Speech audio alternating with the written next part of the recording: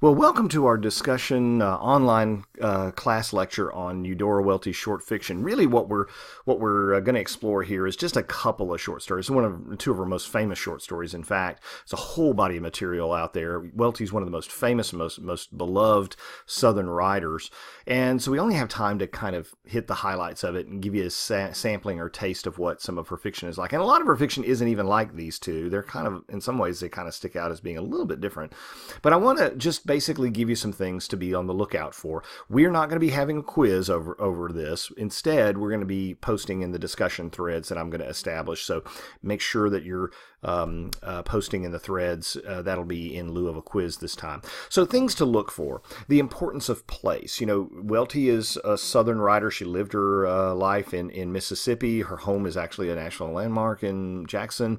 And she wasn't a terribly widely traveled person, but she became a very prominent writer and very famous writer, and very respected, and ran with a whole lot of people that you probably know even better than Welty herself, like William Faulkner and Tennessee Williams and folks like that, right? And later in her life, as she became even more and more famous, people came to visit her a lot. Of course, she was older and couldn't get out a lot, but it was almost kind of like a pilgrimage that people would go to visit her. Became a very prominent person, very progressive person politically, in favor of civil rights and these kinds of things, and but just kind of an interesting person who was always interested in her local community, her local surroundings, painting a portrait of the peoples that she knew in her day-to-day life and in her upbringing. Sounds a lot like some other writers that we've read, right, that are interested in local color or regional writers. So some things that I want us to kind of look for as we go through here. One, the importance of place. Correct. That's that. Obviously, that's going to be prominent for her, because we're all a product of where we're from or where we've been anyway, and that is, it's just kind of it helps make us who we are, and so the time, the place where a person is from. That makes a big difference in how they turn out and the way they perceive reality. Narrative techniques. These two stories are going to use some interesting narrative techniques, or at least they're going to be structured in a way that are kind of interesting, because we've got one narrator that we're going to have to ask the question, what do we make of her story? The other, the narration is third person, but it's the characters in the story, one in particular, Leota, who's sort of narrating her own story and telling us all these stories. She's the gabber of the town, and she's not the narrator, but she sure narrates a lot of her own story, and we have to ask what we think about her as well. And then we're going to be looking especially at the characters, as many of them as we can, to ask what they reveal about themselves and about others, and how self-aware they are. And, you know, we have to ask one question: what do we make of their stories, right? You ever listen to a person in a conversation and you say, you know I'm getting your perspective, but I'm not getting anybody else's, so I'm not really sure what to make of your perspective. Maybe I agree with it, maybe I don't. Maybe I think it's accurate, maybe I don't. So we're going to have to ask those questions, because these stories, the way they're put together, invite us to do that if we're careful and attentive and we read between the lines. So we're going to start in with the Petrified Man. And a couple of contextual things that you need to know. When you're my age or older, and I know most of you are not, right? If you're my age or older, you remember quite well women going to the beauty parlor. Today, you go to a salon, a hair salon or something like that. My kid goes to Ulta to have her hair done. And of course, daddy pays a fortune for that. But in the old days, there was always, especially in a small town, there was always one lady, usually, who ran a beauty parlor. And it could have been out of her home even, maybe a converted garage or a back bedroom or something like that. And you would just go over there and you would have your hair done. And there would be 2 or 3 chairs or whatever. And this is a place where you got your hair done. Yeah, and it took forever. Of course, it was probably some toxic dump of good Lord knows what kinds of chemicals that they would put on their hair at the time that you're breathing the fumes out of, by the way. And you had kids running around, right? Because you'd bring your kid, because they didn't have babysitters much back then. Kids would play with, toys on the floor or read books or magazines or whatever. But the place was a real beehive of social activity for women. And this is where you would go, not just to have your hair done. And by the way, women had it done a lot back then. I mean, it was like every freaking week almost. Probably not that, but every couple of weeks, certainly they would have their hair done or so. And like I said, it would be where you would gather, and it's where you would talk about what's going on in town and what's happening, some gossip, right? Some things like that, but also just kind of enjoying each other's company. So it's not just, she chose the setting carefully. She chose a hairdresser, Leota, and she chose the place, the beauty salon, the beauty parlor, on purpose, because it's going to be a place where lots of information in the town is disseminated, and there's always that one person. A hairdresser knows everything, right? She talks to everybody. She knows all the local gossip kind of thing. So it's a perfect fit in that respect. The characters themselves, you have to kind of take a look at them. We have Leota in the story, who is a real talker. And you can't always trust everything she's saying, or at least she kind of embellishes a bit, or maybe she doesn't tell you everything. She kind of talks a little bit too much about people. We see that at the get-go when she kind of lets go the fact that she heard from Thelma that her customer, Mrs. Fletcher, is pregnant. She says, "I don't mean to insist or insinuate anything, Miss Fletcher, but Thelma's lady just happened to throw out," I forgot what she's talking about at the time, "that you was P-R-E-G. And lots of times that'll make your hair fall out and do funny things and God knows what all. It just ain't our fault. That's the way I look at it." There was a pause. The women stared at each other in the mirror. "Who was it?" demanded Mrs. Fletcher. "Honey, I really couldn't say. Not that you look it. Where's Thelma? I'll get it out of her," said Miss Fletcher. "Now, honey, I wouldn't go get mad over a little thing like that." And so on. What it tells you is that Mrs. Fletcher sees herself as being socially a notch above everybody else at the beauty parlor. It's unseemly that these people in the beauty parlor would know such a thing about her condition prior to her having announced it publicly. And so there we get our first hint that Leota's a real gossiper. She's got her finger on the pulse of all the stuff that's going on in town. Okay, and so we have those two, and we have others, but the big figure that we don't really get to hear from, but we hear a lot about her, is this Miss Pike, who seems to be the brand new friend of Leota. And we get two parts to the story. Part one is her narrating what a great time they have and how cool Mrs. Pike is and how fun she is and her husband, and we do all these things together, and she's just this is her new best friend, right? Then part two, where we hear the falling out, right? Because of what Leota believes is deception on Ms. Pike's part, right? And you can read all of that on your own.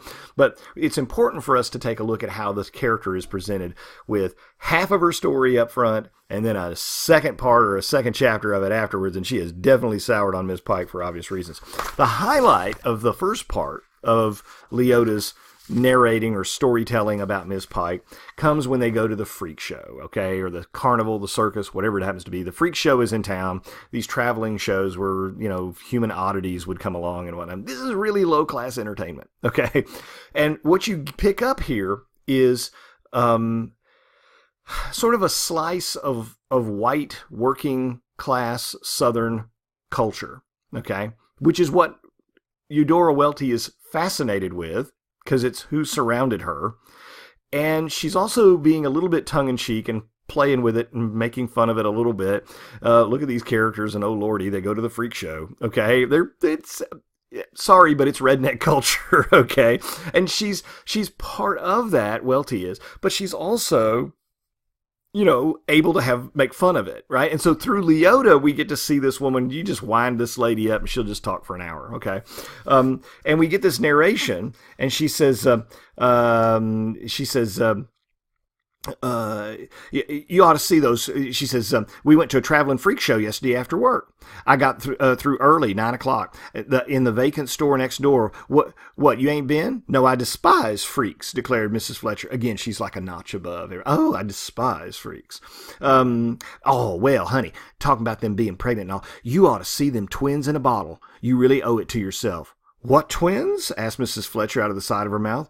Well, honey, they got these two twins in a bottle, see? Born plumb joined together. Dead, of course. Leota dropped her voice into a soft lyrical hum. They was about this long. Pardon, must have been full time, all right, wouldn't you say? And they had these two heads and two faces and two arms and and 4 legs, and kind of joined here. See, this face looked this away and the other one looked that away over their shoulders, see, kind of pathetic. "Law," Mrs. Fletcher said disapprovingly. "Well, ugly, honey, I mean to tell you, their parents was first cousins and all like. Billy boy, get me a fresh towel off them teenies' rack. This in here's rigging wet." Right? Don't you like the dialogue is what's so fun here. She has so accurately recreated how someone like this speaks. Of course, she's been to a hairdresser. She knows hairdressers. Beauty parlor ladies. Oh, let me tell you, these freaks and everything. And then she goes on. She says, "Me and Mr. Fletcher aren't. Oh, I'm sorry. Mrs. Fletcher says, me and Mr. Fletcher aren't one speck of kin, or he would never have had me." "Oh, of course not," protested Leota. "Neither's me and Fred, not that we know of, anyway." Right? So Mrs. Fletcher's like, "Well, we're not inbred. Oh, no, we're not low-class hillbillies." And Leota says, "We aren't either, I don't think." Right? So you can see the little subtle little difference that's picked up in the conversation that's kind of fun. And she says, "Well, honey, what Miss Pike liked was the pygmies. They got these pygmies down there, too, and Miss Pike was just wild about them. The teeniest men in the universe. Well, honey, they can just rest back on their little bohunkus and roll around and all kind, and you can't hardly tell if they're sitting or standing. That'll give you some idea. They're about 42 years old. Just suppose one of them was your husband." Right? "Well, Mr. Fletcher is 5'9 1/2", said Mrs. Fletcher quickly. We got to talk about how tall Mr. Fletcher is now. "Fred's 5'10", but I tell him he's still a shrimp on account I'm so tall. Well, these pygmies are kind of a dark brown, Miss Fletcher. Not bad looking for what they are, Right? So she's just going on. It's just one of those things where you're just amused and amazed. Watch her go, boy. She can talk for an hour about all these kinds of things. And the fun of hearing that voice in your head as she's narrating it. Use your imagination, right? You kind of gotta give her some personality there, and she'll just jump right off the page at you. And then they talk about the petrified man, okay? "He could move his head like this. Of course, his head, and mind you, ain't a joint, and his mind ain't a joint, so to speak. And I guess his stomach ain't either. Not yet anyways. But see, his food, he eats it, and it goes down, see, and then he digests it." Leota rose to her toes for an instant. "And it goes out to his joints, and before you can say, Jack Robinson, it's a stone. Pure stone. He's turned to stone. How'd you like to be married to a guy like that?" like marriage is some sort of, oh man, I accidentally married a petrified man. Right? But Leota's just, her mind is just going and going and going. She's fun and funny, but she's so Leota. All he can do, he can just move his head just a quarter of an inch. Of course, he looks just terrible. Right? So we find out later on, cutting to it, she goes to Lady Evangeline, the palm reader. So who is Leota? She's the kind of person who loves freak shows. She drinks beer in the back of a car. She goes to palm readers, all right? She is not exactly what you would call high society, okay? But there's millions of Leotas, white, middle, working class, southern, small town people, and Welty just really wants to paint a wonderful portrait of these kinds of people. And so the kerfuffle comes along, of course, and we have a lot of fun, when she says how she met her husband. She said she basically met Fred in the back of a rumble seat. Look up what a rumble seat is if you want to Google it. It's where kids used to make out in the back of a car. And she said in about 30 minutes we were practically married, if you know what I mean. So Leota's not really all that fastidious about her own particular morality. So, a little rough around the edges, a little coarse. And she's Welty wants to give you this beautiful, wonderful picture of this kind of a person who she has run into all her life. Well, there's, of course, a falling out at the end of the story because Mrs. Pike discovers something from a magazine that that Leota and Fred actually had, and Mrs. Pike reports that Mr. Petrie, the petrified man, is actually a wanted rapist, and they collect the reward and all this kind of stuff. And there's a huge falling out, and you read the story, so you know that. But what's interesting at the end of this is not only is the dialogue funny, or I should say monologue mostly, she says, "Not really petrified at all, of course," Mrs. Fletcher said. "I'd have felt something," she said profoundly. "Shoot, I did feel something," said Leota. "I told Fred when I got home I felt so funny. Fred, that old petrified man, sure did leave me with a funny feeling. Funny ha-ha or funny peculiar?" And I said, "Funny peculiar." She pointed her comb in the air. "I'll bet you did," said Mrs. Fletcher. And then, so, there's the kind of debriefing after the great event and whatnot. But of course she's mad, and the Pikes are no longer their friends, and their Pikes leave and all this kind of stuff, and they get their reward. And she's really, really mad.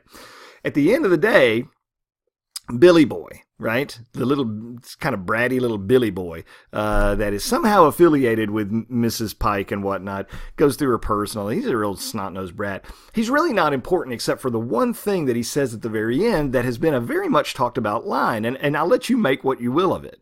He says, she hollers at him a little bit. She goes, "There, my little man, you won't be able to sit down for a week if I knew what I was doing." She's going to whip him, right? And Billy Boy stomped through the group of wild-haired ladies and went out the door, but flung back the words, "If you're so smart, why ain't you rich?" Right? Which is a great line, but what does it mean, right? I mean, on the one hand, it's a stupid thing to say. There are plenty of smart people who aren't rich because they don't seek to be rich, okay? So that's kind of a shallow thing to say. On the other hand, if she was so doggone smart, how come she didn't figure out who this guy was? How come she didn't get the reward? Okay, Billy Boy says something that's perhaps a little bit more profound than he actually knows he's saying. But the whole point, I think, behind the short story is to give you this sense that what it's like to be in that environment. We are actually sitting there in the beauty parlor. We're hearing all this, right? None of the action, by the way, none of the action, none of the dialogue, none of the conversation happens outside of the earshot of somebody who could be sitting in the beauty parlor. So you may not realize it, but you're actually part of the story in a way because you're sitting there too. You're one of the ladies in the beauty shop. And you're hearing all this. You're not participating in the conversation, but you're hearing it all. And that's also wonderfully profound because it's a place, like I said, where you go to hear the gossip. And you and I are hearing the gossip. We are a participant. The characters are performing for us, and we, as a customer, are partaking in all the information gathering and stuff. So it's a kind of a fun thing that she's doing there that if you don't think about it, you don't really notice. All right, in our next video, we're going to talk a little bit about Why I Live at the P.O. It's an interesting piece as well that's kind of doing some interesting and fun stuff with narration and structure and things like that.